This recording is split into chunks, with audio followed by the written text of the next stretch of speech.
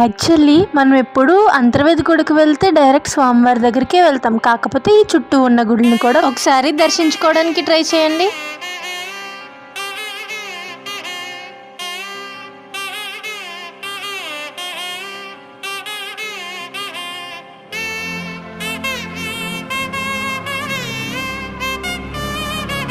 నరసింహస్వామివారి గుడికి వస్తే అన్నప్రసాదం అస్సలు మిస్ అవ్వమండి.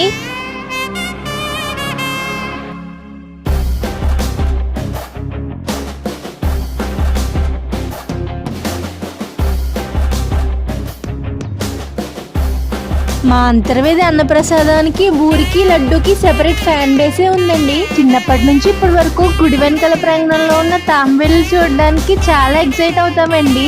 ఈ తాంబేళ్లు స్వామివారి కూర్మ అవుతారని మేము నమ్ముతామండి. చెప్పాను కదండి మా లడ్డూకి సెపరేట్ ఫ్యాన్ బేసే ఉంటుందని. అది తీసుకోకుండా అయితే అసలు వెళ్ళము.